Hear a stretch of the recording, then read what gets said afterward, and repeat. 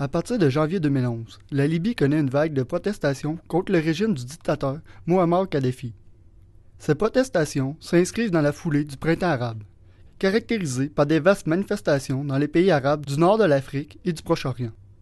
Ces soulèvements populaires vont entraîner la fin du régime, et cela sur une courte période. Du président tunisien Ben Ali en janvier 2011, du président égyptien Hosni Moubarak en février 2011 et du chef libyen Mouammar Kadhafi en octobre de la même année. Dans ce dernier cas, un véritable conflit armé a lieu dans le pays. En 1969, Mouammar Kadhafi, supporté par des officiers militaires et par des militants révolutionnaires, profite d'une absence du roi Idriss Ier pour renverser la monarchie. Il se proclame alors chef de ce qu'il va appeler, en 1977, la République arabe libyenne. Comme cette prise de pouvoir se fait avec peu de victimes, elle est communément appelée la Révolution blanche. Mais comme plusieurs autres dictatures, le régime Kadhafi règne par la peur et la menace constante.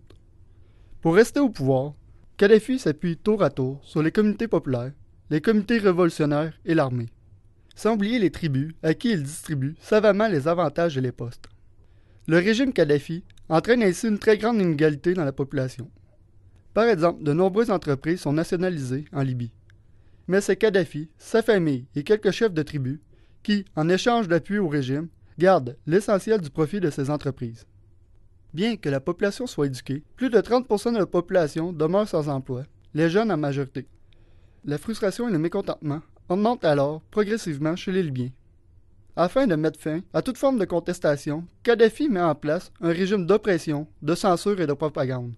Mais le 15 mai 2011, à Benghazi, la deuxième ville du pays, la population libyenne, inspirée par les révolutions dans les pays arabes, commence à se manifester et à se révolter contre le gouvernement Kadhafi.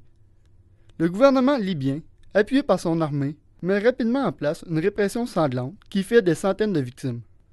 Malgré tout, les manifestations s'étendent au reste du pays et même au-delà de ses frontières. La communauté internationale est alertée.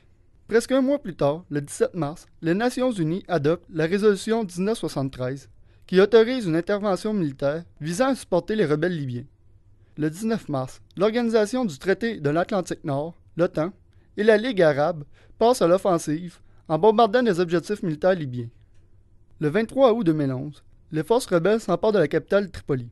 C'est la chute du régime Kadhafi. En septembre 2011, l'ONU reconnaît le Conseil national de transition, le CNT, un comité de 45 membres, composé des principaux chefs de l'opposition, les anciens officiers militaires, les chefs tribaux, les universitaires et des hommes d'affaires, comme étant la nouvelle autorité politique de la Libye. Le CNT a pour but d'assurer l'intérim et a 2 ans pour mettre en place un processus pour faire élire un gouvernement démocratique.